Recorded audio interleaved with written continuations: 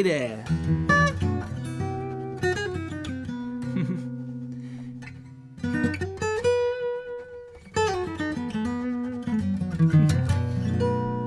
It's great to be with you for another live stream. My apologies for running a little late today. Here I am. Let me know if everything sounds alright. I'm gonna jump into a tune. Here we go. This is called Byron's Bounce. 1, 2, 3.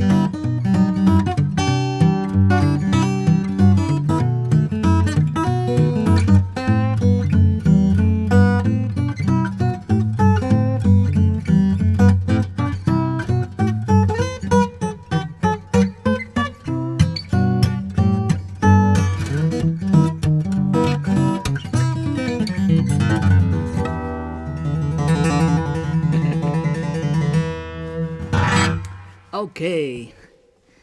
Yeah, it's very nice to be back with you. It's a very beautiful weekend here in Montana. I'm coming to you from my home here, the Riff Ranch in Livingston, Montana. And yeah, I got a few exciting things on the horizon. I wanted to let everyone know I'm going on tour in the fall. I'm going to be playing the following cities. I'll just list them quickly to save any confusion as to where I'm coming. It's on the East Coast and West Coast of the U.S. with a couple of other little things sprinkled in there. The first show is in Livingston, Montana. It's a hometown show, September 26th. Then I'm heading to Boston, Massachusetts, Glen Ridge, New Jersey, near Newark, Elmhurst, Illinois, in Chicago, Philadelphia, Baltimore, Maryland, Durham, North Carolina, San Diego, Long Beach, California, Fresno, California, Cupertino, California, Oakland, California, and then Portland, Oregon. And the shows have been selling really well, and the early bird seats are almost sold out. So if you'd like to be there, grab a ticket. There's going to be kind of this fun pre-show discussion, all kinds of fun things. Just check out my website, joerobinson.com, and you can go to the shows and navigate to the links if you're in any of those cities. But yeah, certainly wanted to mention that. I'm happy to be back with another live stream. For those of you who tune in regularly, I think I've fixed the issue where the sound cuts out every 5 minutes or so. So please let me know if the sound does cut out at all during this stream, kind of like it has been in the past. I think I've fixed the issue. Hopefully that's the case. In any case, let me know if it sounds good, because I'm a one-man show here. I control the camera with my left big toe, and I do it while I'm playing. So sometimes it's a little tricky to keep tabs on everything, but so far I think I'm in pretty good shape. MP says Philly. Yes, I'm playing in Philly. It's in the early October. I think Philadelphia is on October 4th. So yeah. Andrew says, see you in New Jersey. See you then, Andrew. Cheers. Gonna be a lot of fun. coming out and playing in those areas. Marin says, hey from San Francisco, see you in Oakland. See you there, Marin. Beautiful. Melissa says, got my tickets already. Beautiful. I'm very much looking forward to seeing maybe some people from the live streams. It'd be really nice to meet you face to face in person. That'd be really beautiful. I'm getting a lot of compliments on my shirt. Thank you very much. It's my party shirt. Here we go. Yeah, Philly's October 5th. So there you go. Yeah, hopefully it doesn't cut out. We'll see. I'll figure it out eventually. In any case, anyway. I'll play a good old-fashioned favorite of mine called The Prize. Hope you enjoy it. 1, 2, 3, 4.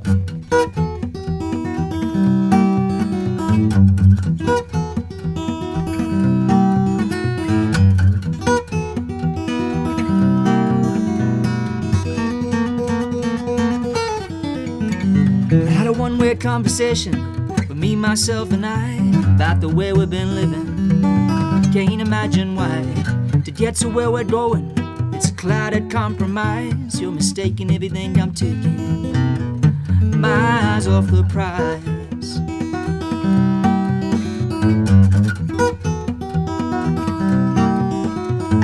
Maybe I've been distracted, quite possibly you're right. This big old bright and shining world has kept me up at night. We all know that price tag shouldn't come as no surprise. You're mistaking everything I'm taking. My eyes off the prize. Some days I live with no regrets. Some days I just as soon forget. Some days a diamond, some a stone. Some things I just as soon leave alone.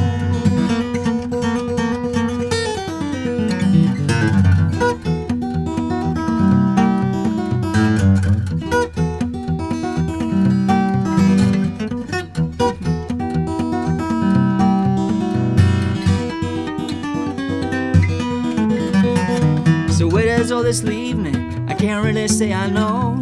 I got more questions than answers, quite a ways to go. I can't let that deter me. This I realize, you're mistaking everything I'm taking. My eyes off the prize. Some days I live with no regrets. Some days I just as soon forget. Some days a diamond, some a stone. Some things I just as soon leave alone. I had a one-way conversation with me, myself, and I about the way we've been living. Can't imagine why. To get to where we're going, it's a clouded compromise. You're mistaking everything I'm taking. My eyes off the prize. My eyes off the prize.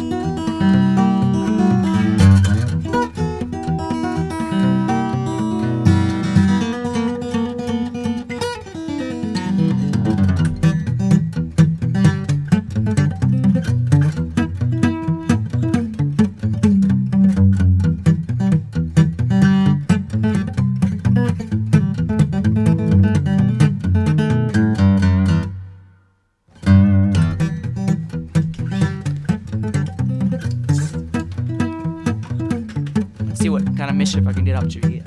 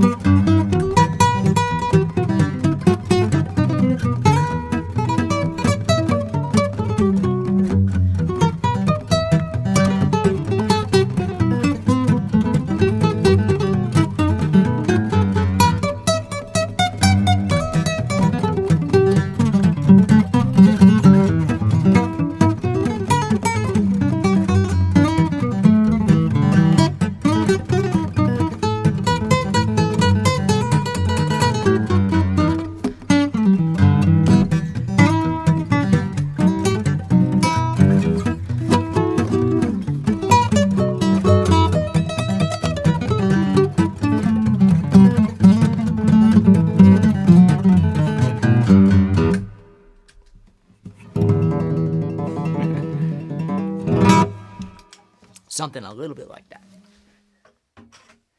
Yeah, that tune's called The Prize. So, good fun. Okay, Many Vibes says, my favorite part of the stream is when he loops. Hey, I appreciate that. It's, it gives it a nice energy.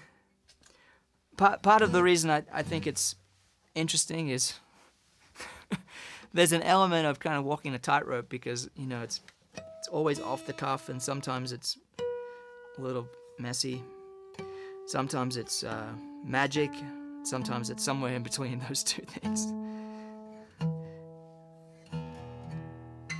So let me just check my tuning here. And I'm going to play a song that was requested called Flow, which is one of my original pieces. And yeah, I like playing this one. It's a nice tune to play. So thanks for the request.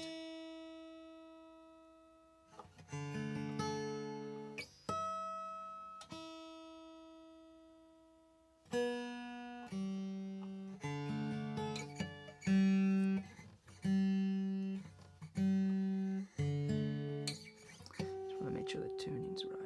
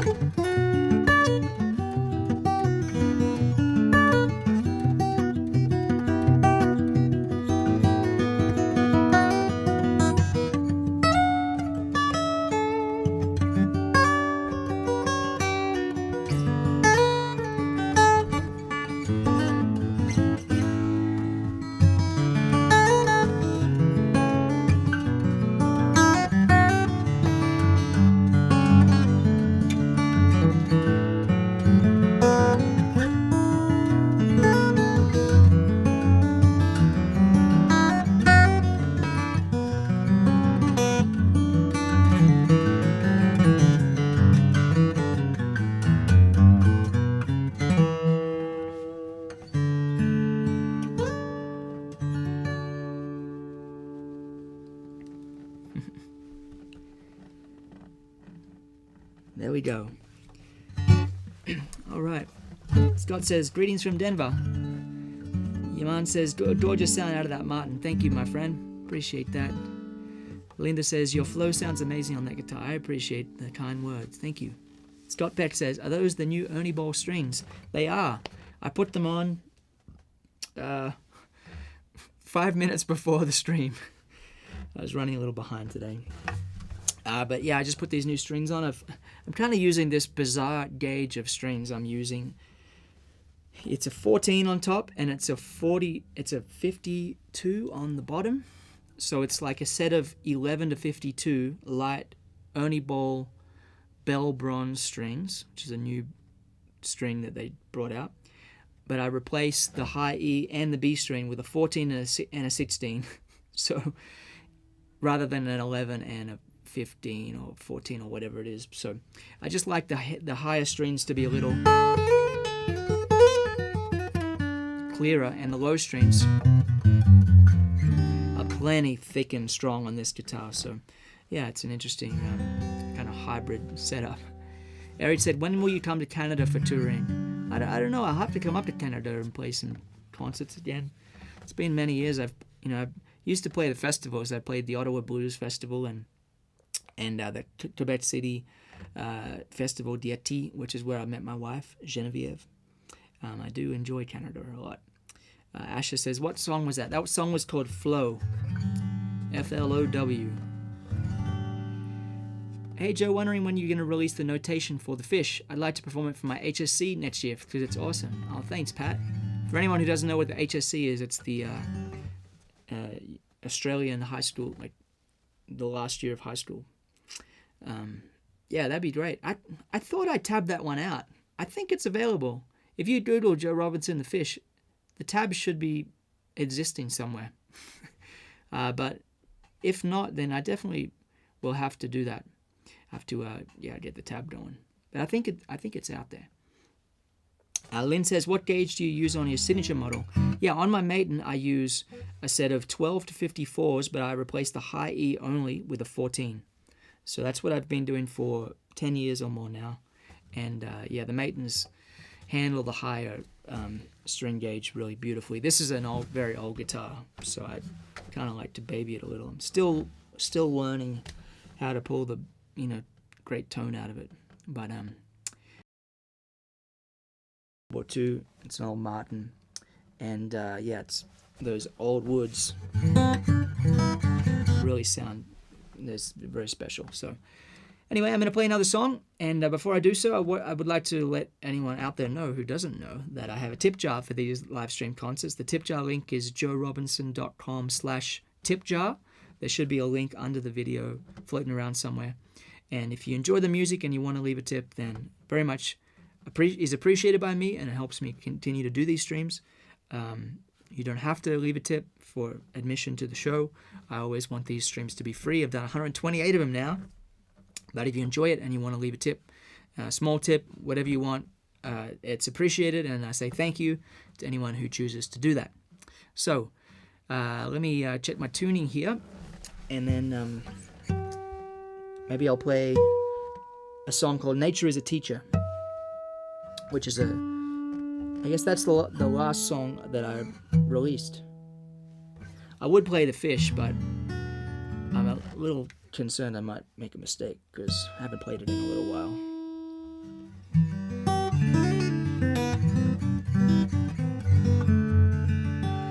Chilino has a good question. He says, if you have to pick one style of electric guitar to play, why is it a Strat? Well, it's not always a Strat. I actually probably play a Telecaster more than a Strat. But yeah, I play a Strat a good bit. I don't know, like my first electric guitar was a Strat. Before that, I borrowed a Les Paul.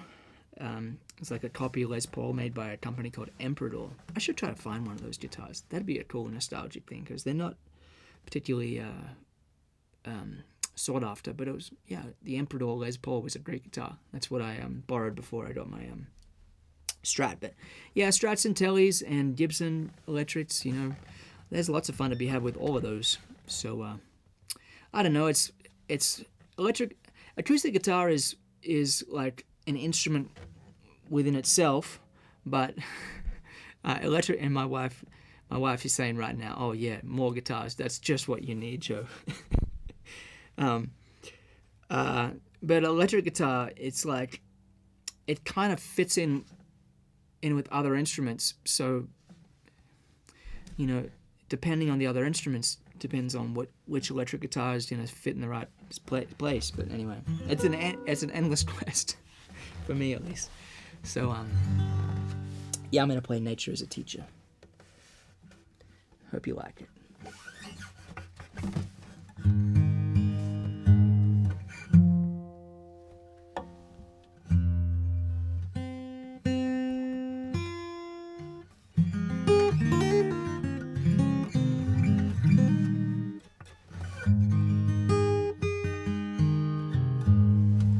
Just get my tuning in order here.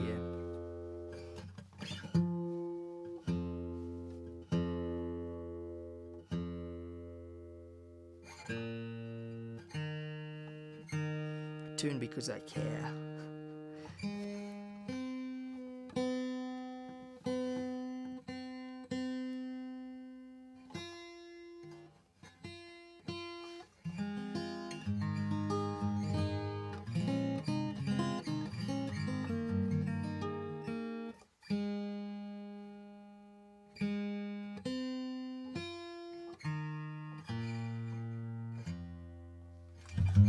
Should be fine. Okay, here we go.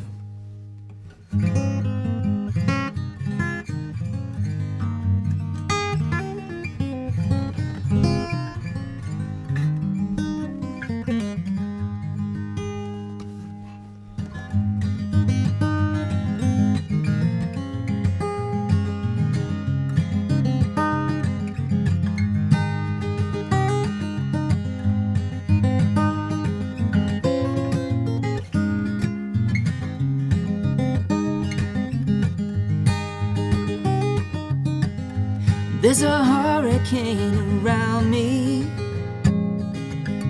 blowing up against my plans, stirring up all kinds of memories of what I've crushed with my own hands. You trust the sky to make us feel so humble, watch it cry with every strike and rumble. I lie on this rock I can't control. Once more, nature is a teacher. Once more, nature is a teacher.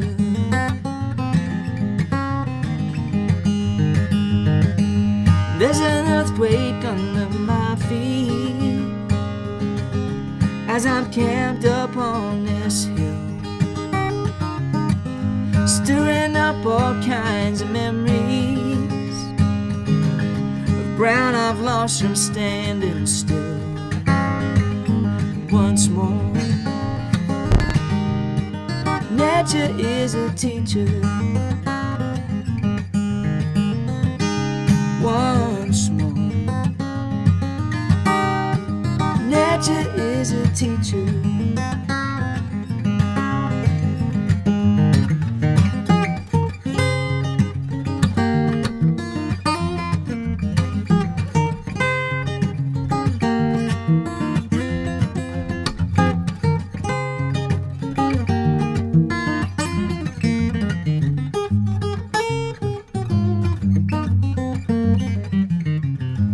Northern lights on the horizon,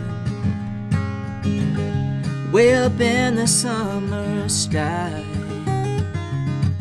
stirring up all kinds of memories of when I dare to fly that high. Once more, nature is a teacher. Once more, nature is a teacher.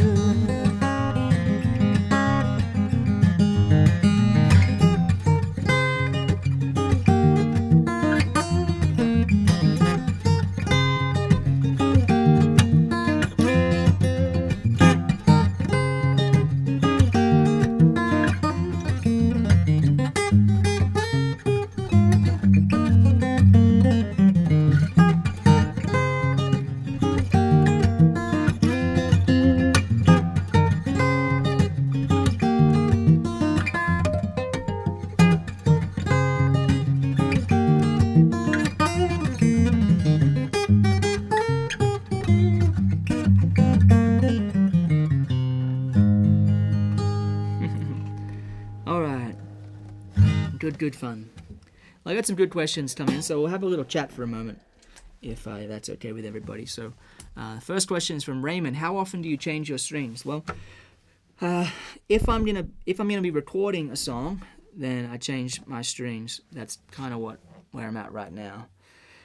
If I'm just practicing on a guitar, I don't change the strings. I can go months. The exception is if I kind of don't play a particular guitar for like 4 months, and then I pick it up and it has kind of like it feels like rusty, then I'll change them because I hate that feeling. But if you have a guitar that you play every day, then you can get 4 months, 5 months out of a set of strings if you're not recording, if you're just kind of playing. And there's different types of strings. Like there's kind of your regular strings, like I use Ernie Ball Earthwood acoustic strings usually, and the regular Earthwood strings last plenty long enough. The Paradigm set of strings, which is like it's kind of coated, but it doesn't really feel coated. They'll last a lot longer, and they're a great string. There's many great string types these days, but yeah, if I'm recording, then I've just learned that it's I don't quite enjoy changing strings. It's kind of like, oh man, I gotta change them and then tune them up and get it all kind of settled. But man, when I'm recording, it's just all the notes have all that sparkle and chime, and it makes the end result better. So I generally change strings every time I'm going to be recording something, which is pretty often these days. So that's kind of where I do that. So Joshua says, "Hey Joe, could you kindly explain how you would improvise all along the Watchtower?" It's a great question because it's I have a pretty simple answer, and I'm pretty sure when I recorded that song, I did it in A minor, which makes it for an even better talking point because that's like the key that is the easiest to approach for improvising. So basically, all along the Watchtower is.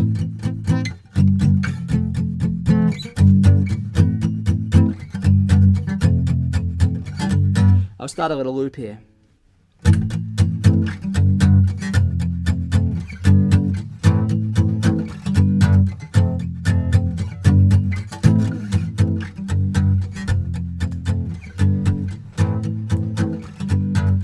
I'll play a little solo now.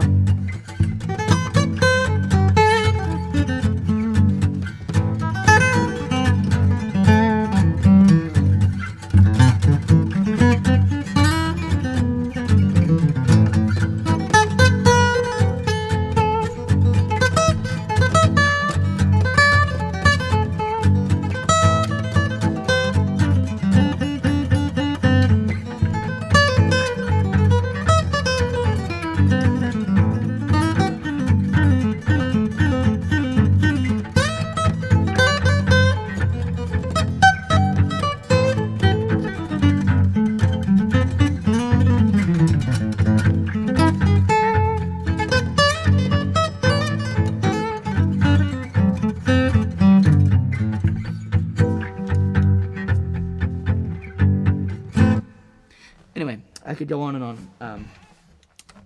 The great thing about that chord progression is it's A minor, G, F, and you can play 2 scales over that. You can play kind of level 1, like scale would be A minor pentatonic, which is this shape. And I have a course called Complete Guitar Improvisation that is like the deepest dive on those scales that you'd ever want. Basically, I teach you how to play it in these different positions. So you have position 1, 2, 3, 4, 5. And with those shapes, you can make a lot of music. And I have particular ways of getting comfortable going between the patterns so that you can kind of play all over the neck of the guitar smoothly and with freedom. And then the second kind of level of improvising over that is to use the natural minor scale, which is A, B, C, D, E, F, G. So it's like the same notes as C major, but you start on A minor and you resolve to an A. So it kind of sounds like this.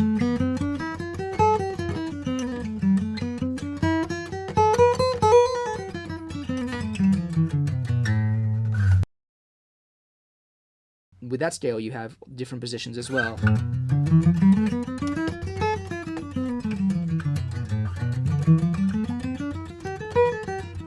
You actually have 7 positions, which are the 7 modes of the major scale, which is very good information to know. So anyway, my improvisation level 2 course covers the modes and that kind of playing. But anyway, yeah, I won't get into a full guitar lesson here, but that's basically what I'm thinking is A minor pentatonic and A natural minor. And I have ways of practicing improvising, and you can just pull up any old backing track and find ways of challenging yourself to break out of your kind of go-to patterns and try to improvise in the pure sense, which is coming up with novel phrases rather than just kind of playing like the same licks you always play, which is always a kind of tendency, as guitar players. So there we go. Can you do that same loop but leave some space and show us how you would do that? Yeah, I'm not sure if you mean how to do the loop, but basically here's the loop.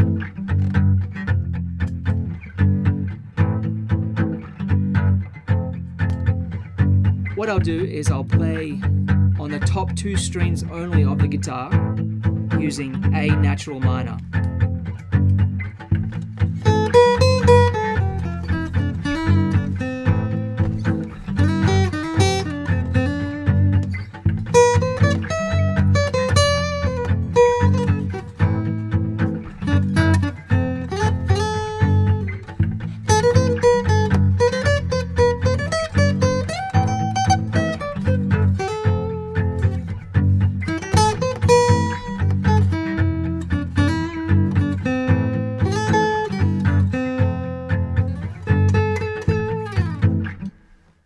So an important thing to kind of remember here is if you start improvising and you expect it to sound like someone who's been improvising for years, then it's going to take a while before you can kind of make it sound good. It's okay for it to sound like a little mechanical and kind of boring at first, but if you stick with it and you practice bends, vibrato, slides, and trying to just milk all the magic out of every note, trying to be really relaxed when you play, and you really focus on these things, you can work on building a vocabulary of soloing kind of expressive approaches. So yeah, it's really, to become a master improviser is just as, if not more difficult in my view, than becoming a master classical like piano player or classical guitar player. And a lot of people, will become really good at playing like classical guitar, for example, and then they'll think improvising, oh yeah, I just kind of like make stuff up, but it's like it's a whole discipline in itself. And it's really worth exploring. I can't encourage it enough, because it allows you to kind of jam with people. It allows you to figure out kind of songs by ear. I think it's the best way to approach ear training rather than like sitting there with an interval app or something like that. That's like pulling teeth to me. But yeah, like working on your vibrato. Man, I don't know I'll ever be happy with my vibrato, lol. Well, there are some excellent guitar players who have, not great vibrato that are very famous. So there's that. But yeah, vibrato is just by you saying that, I think you probably have pretty good vibrato, because sometimes when players are very self-critical, it's because they actually have an increased awareness of kind of what they really sound like. And I always feel that that's like necessary to improve. You have to kind of know like you have to have an ideal that you're shooting for on the instrument. Whereas if you kind of live in like fairy tale land where you think you're amazing, but you listen back to your recordings and you're like, oh wow, that's not as good as I thought it was, then it's a lot harder. Whereas if you're kind of painfully aware of all your imperfections, then you're gonna have an easier time reaching a high level. And all the great players I've been fortunate to be around have they're really hard on themselves. I've seen the masters that we all look up to kind of get really frustrated if they don't feel like they're playing on their best level. And yeah, I'm kind of like that myself. It drives me honestly, if I play a live stream and I finish and I'm like, man, I just didn't play my best, it kind of drives me crazy. Yeah, so okay, here's a good request from Pete. Anyway, I hope that answers your question. A little bit. Do check out my improvisation course, because I really do believe that's a comprehensive way to approach it. And if you take it seriously and just if you do exactly what I say in that course, you'll get it. I promise you. Pete says, can you please play Isn't He Lovely or Fireflies in celebration of our retired racing greyhounds Kinsley's Gotcha Day? He adopted us 6 years ago. Hi to Waffle from North Carolina. I think it's North Carolina. The message just scrolled up. North Carolina. Well, thank you. Yeah, this song is for Kinsley. Let me play Fireflies. That'll be a nice dedication to a wonderful greyhound. I like that. Our Waffle is a maniac dog. She's a bit hormonal at the moment.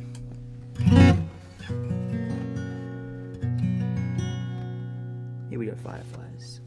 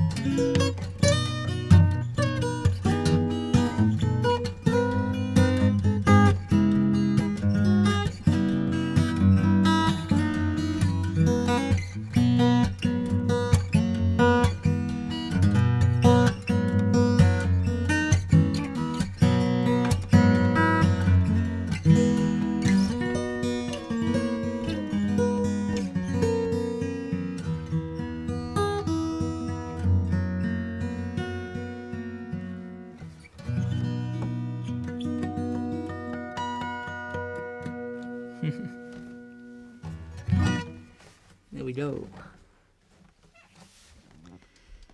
So I have some tour dates coming up, and I mentioned them at the beginning of the stream, but I'll just run through them once more for anyone who's just joining us.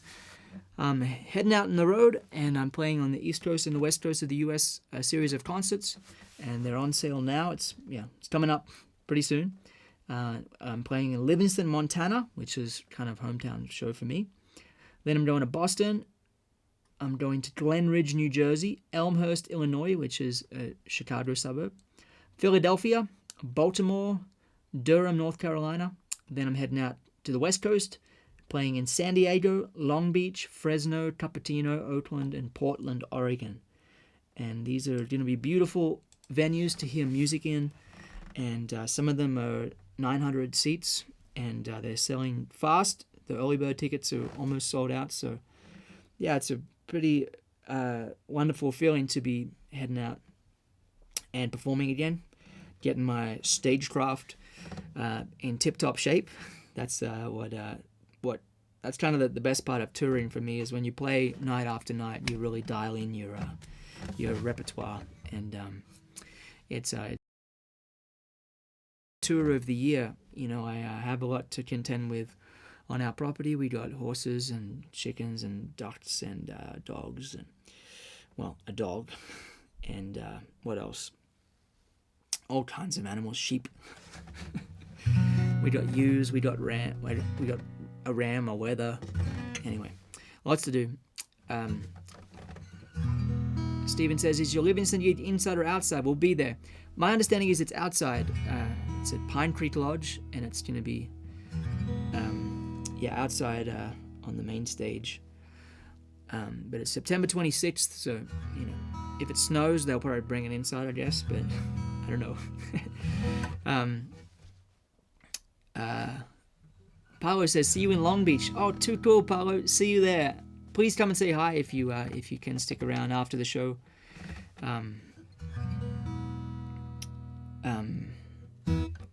Michael March says, "I'm sure you've been asked this a lot, but could you tell us about the D18?" Yeah, this is a D18 from it's a 1937 D18, and I got it a month or so ago, and it's really it's a very special instrument. Guitars from that era were made with Adirondack spruce and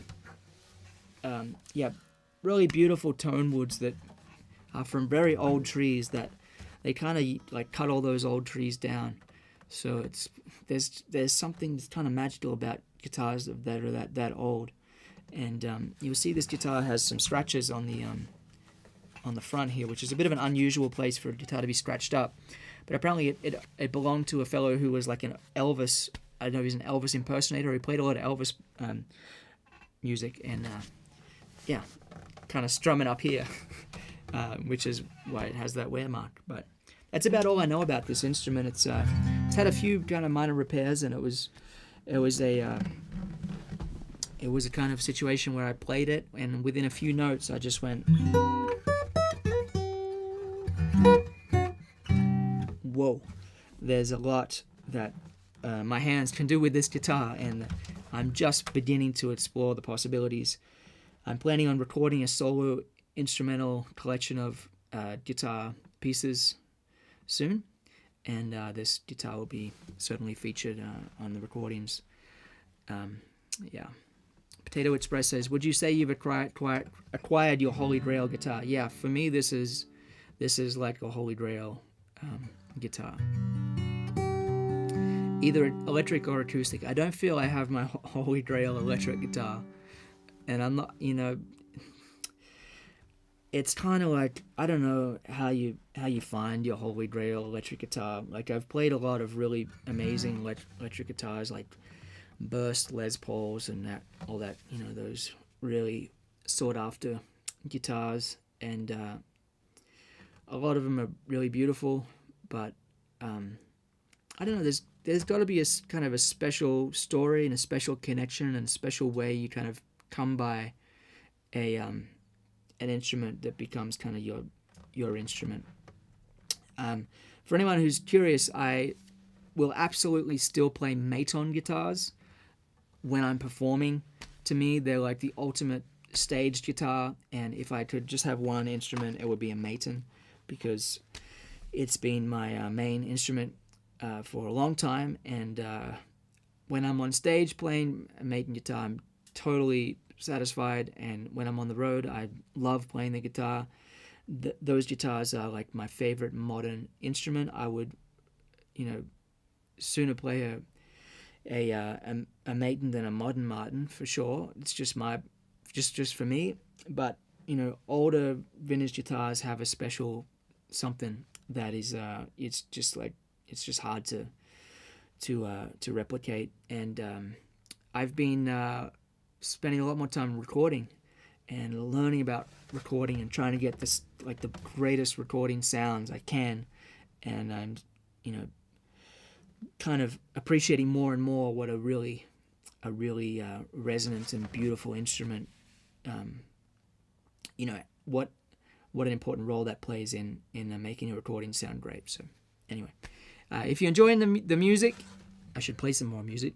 Speaking of it, I do have a tip jar. The tip jar link is joerobinson.com/tipjar, TIPJAR. And if you enjoy the music and want to leave a tip, then thank you very much.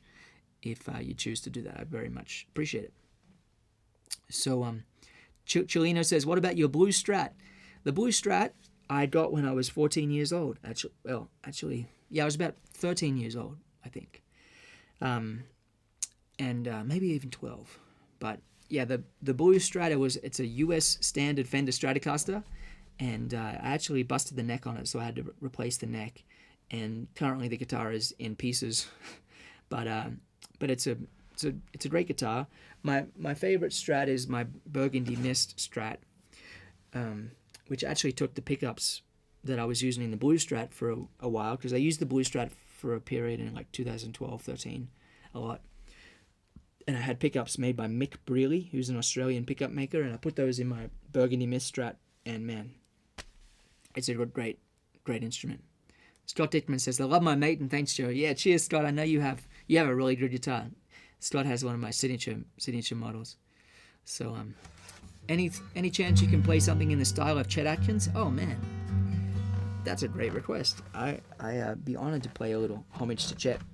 This is a tune called Happy Again that I really like this tune. It's one of Chet's compositions. Hope you enjoy it.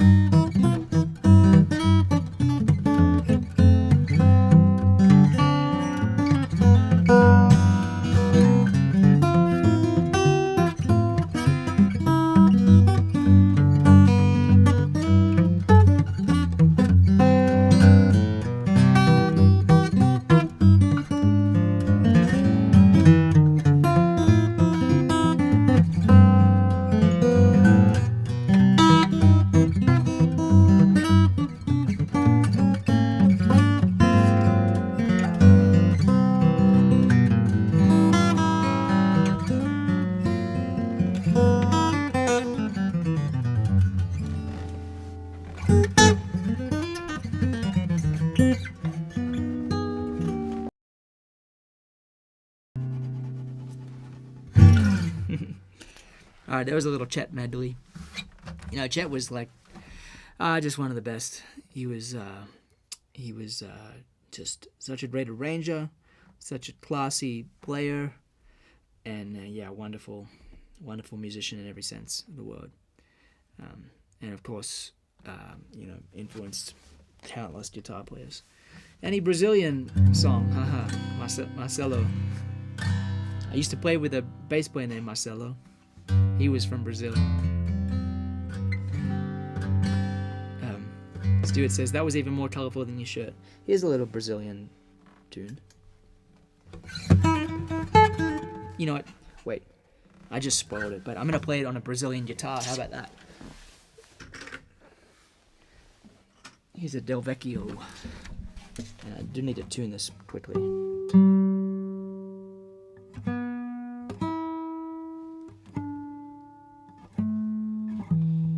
Let's see if I can make my way through a little Tico Tico.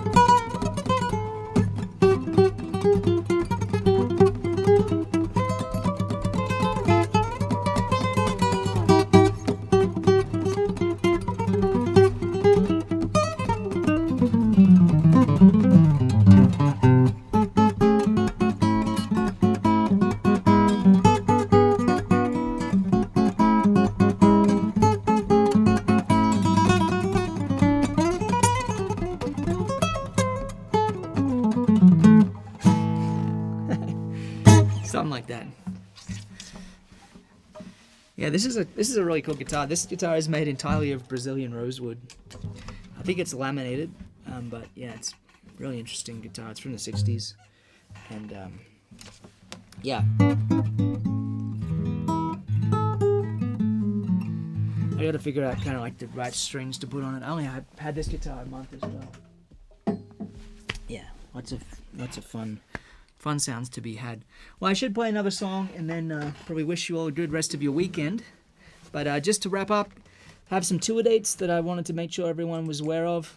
I'm playing in Livingston, Montana, September 26th. Then I'm going to Boston, Glen Ridge, New Jersey, Elmhurst, Illinois, Philadelphia, Pennsylvania, Baltimore, Maryland, Durham, North Carolina, San Diego, Long Beach, Fresno, Cupertino, and Oakland, California, then Portland, Oregon. And if you want to leave a tip, I have a tip jar. Tip jar link is joerobinson.com/tipjar, TIPJAR, and you can listen to all my music on Spotify, Apple Music, Tidal, YouTube. There's lots of stuff out there, and thanks for anyone who listens, thanks to anyone who shares, and thanks most of all to anyone who just appreciates the music, because that means a lot. Eric Johansson says, going to bring one of my fish guitars with me to the show in Long Beach. Would love to hear you take it for a spin. Now I at least know how to set it up for you in advance. Oh, great. Very cool. Yeah, I mean, I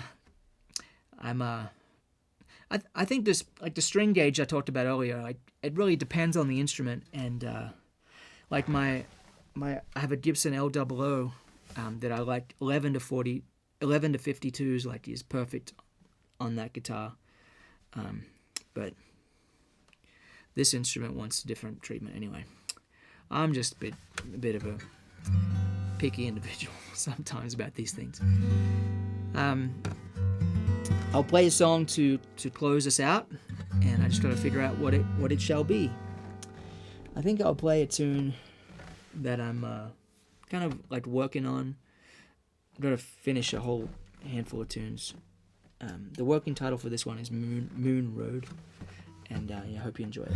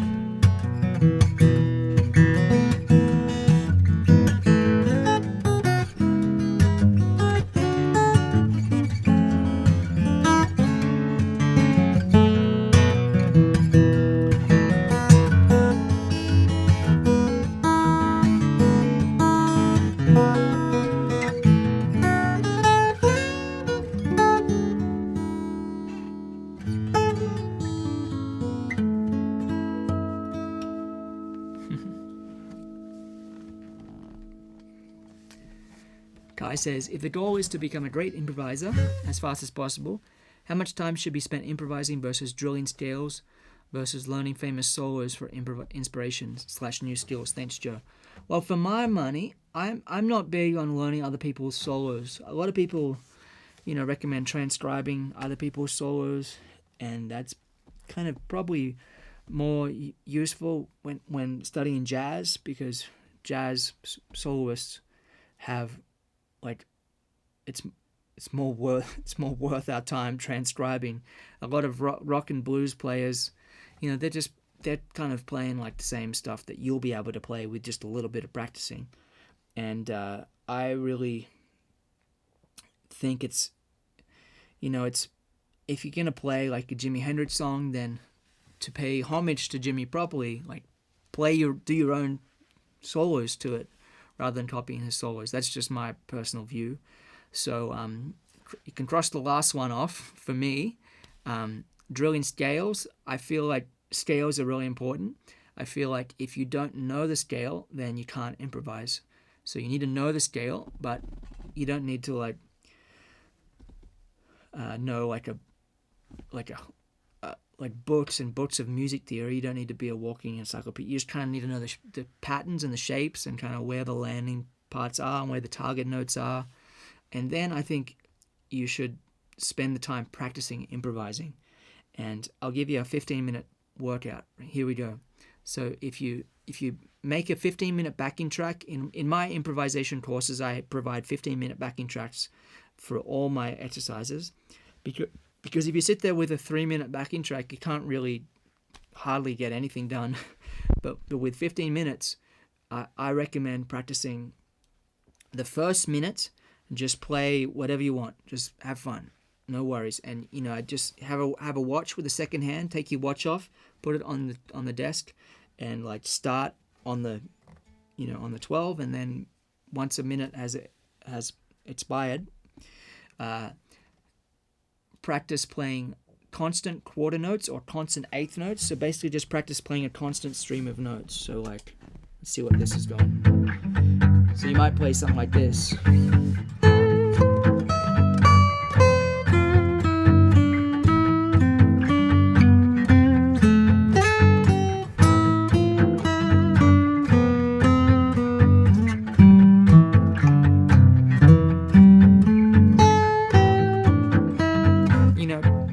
Doesn't need to sound like particularly fancy or anything. It's just you're just training your hands to be able to play without stopping.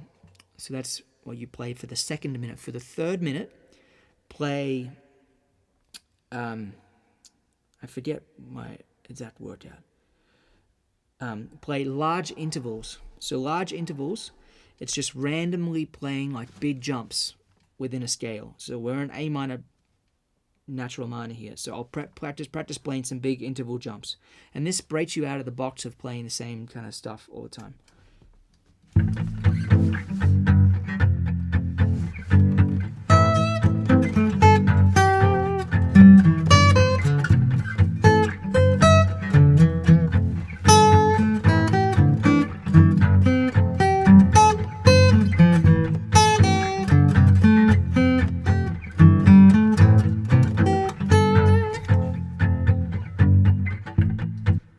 As you can hear, it's a bit weird, it's a bit angular sounding, but it's great for breaking out of like just going, which is kind of what everyone gets to that place where it's just like, it just feels predictable and boring.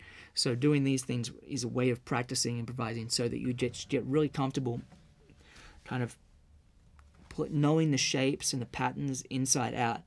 And the beautiful thing about the guitar is if you want to change keys, you just move those shapes and patterns up and down, and your hands remember the patterns.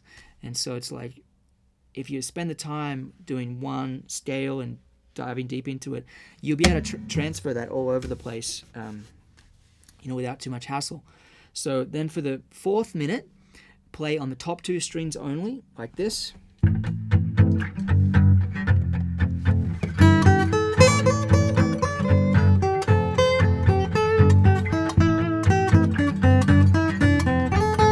Middle two strings only for the next minute.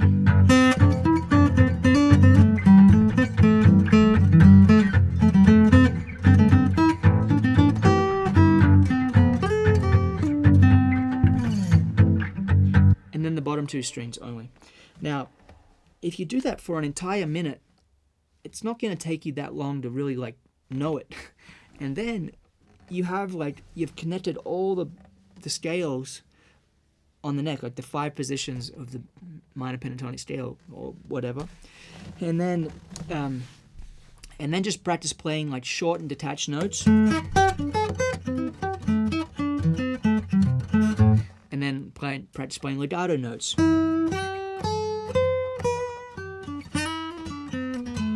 just letting the notes sustain and ring. So that's that'll take you 8 minutes, and then for the remaining minutes, you just practice those 7 exercises again. Anyway, it's difficult to explain without like just writing it down, but check out my courses if you want more on that. Anyway, I should stop rambling, and can we degent at any point in this 15 minutes? I don't know what degent means, I'm afraid. John Ware says, "So fine, Joe, you're married to the neck. It's fascinating to watch and listen." Thanks, John. I like that phrase. You're married to the neck. Yeah. Anyway, I saw a comment from Melissa that I want to hear you sing more, Joe. So let me sing a song to close out the evening. I actually prepared a set list for the show tonight, but I didn't play what I wrote on the set list, which is pretty typical of me with set lists, I must admit. Let me play The Ghost of Al Capone. I'll try that one. I haven't done that one in a while. So I'm going to tune down to drop D.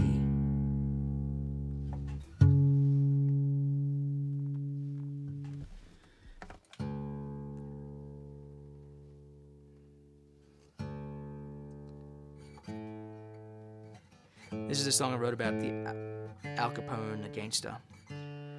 It's a cool story about him actually learning to play the banjo. Eric Kahn says, is that a 1937 Martin Diatine? It is. Yeah, it's an 88-year-old guitar. Yeah, it's...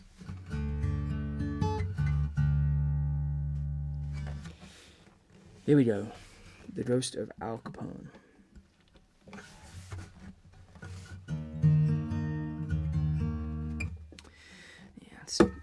Capos are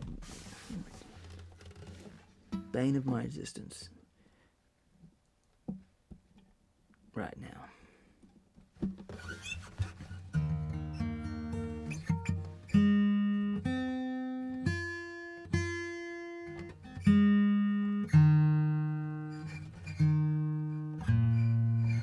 Thanks for your patience, anybody who's watching this.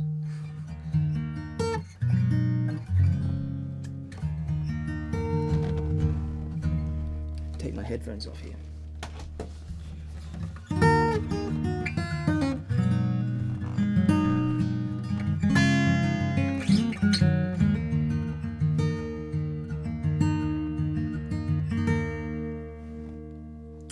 There's a castle out in Franklin off Old Hillsborough Road, called by Al Capone, his Tennessee abode.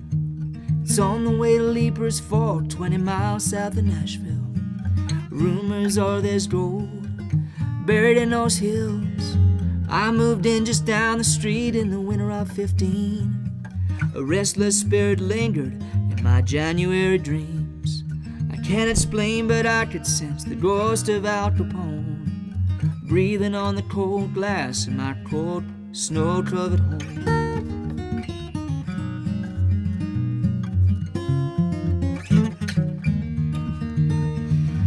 Thought it was paranoia till I saw him eye to eye, and in lucid conversation he spoke of days gone by, of roulette wheels, Tommy guns, lawman on his back, cigar smoking snooker, his bulletproof Cadillac.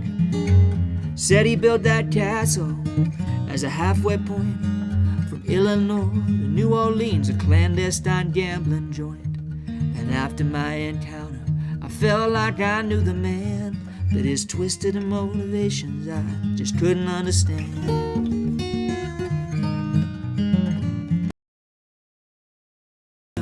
Smuggled Templeton rye from the rum runners of the East Coast when America was dry.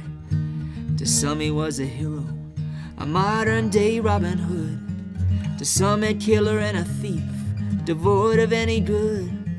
They finally caught up with him in 1931, locked him up for tax evasion, and his gambling days were done. They sent him way out west, to the island in the bay. Surrounded by man-eating sharks, his cell was cold and gray. But in vivid technicolor, he heard a melody, and on a pre-war banjo, he was once again set free.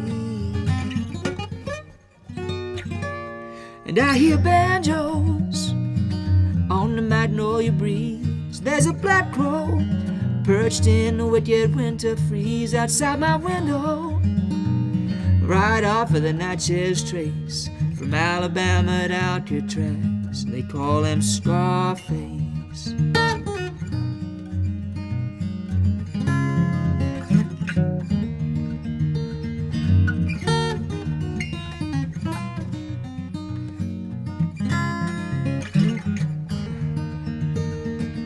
The warden has me licked. He wrote in rationed ink. Some nut stabbed him with scissors, and Capone did barely blink. He clubbed him with his banjo in a fit of gangster rage. Just another morning in the California cage. And after some good behavior, they let him strum again. And a ragged band of inmates turned to soulful music men. They called themselves the Rock Islanders, and word spread throughout the land, till every prisoner was jealous and wanted to join the band. Now I hear banjos on the magnolia breeze. There's a black crow perched in the wicked winter freeze outside my window, right off of the Natchez Trace, from Alabama to Alcatraz. They call him Starface.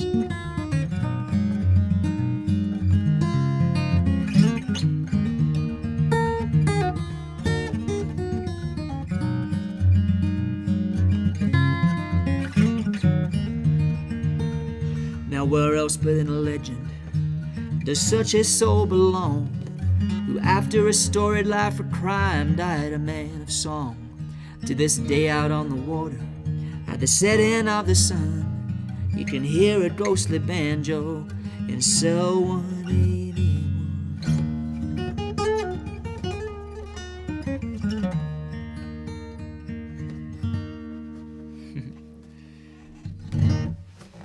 Okay. Sue said, this live stream cut out just a couple of times in the last few minutes, Joe. Almost lasted the whole way. Great. It's something to do with my Pro Tools and my computer CPU power or something. Anyway, I'm troubleshooting, and I'm getting closer to eliminating the issue. But thanks very much for sharing, Sue, and for watching. I know you're over there in Australia. And Travis said, I try to never miss. Always a treat. Thank you for sharing your gifts. I appreciate that, Travis. Thanks for tuning in. And Joanna says, Joe, have you ever jammed with Quinn Sullivan? If not, it would be great. Yeah, I haven't, but I've seen some videos of Quinn playing, and yeah, really, really cool stuff. Sound cut out every few minutes for a sec. Yeah, damn it. Sounds like it's still persisting, the old sound cutting out issue. Well, I shall keep troubleshooting. Thanks for tuning in, and wish you all the best for the rest of the weekend. Have a great one, and see you later. Sher says, Joe, thanks for the Ghost of Al Capone. Great song. I haven't heard in a while. It's inspiring to hear you sing it too. Thank you, Sher.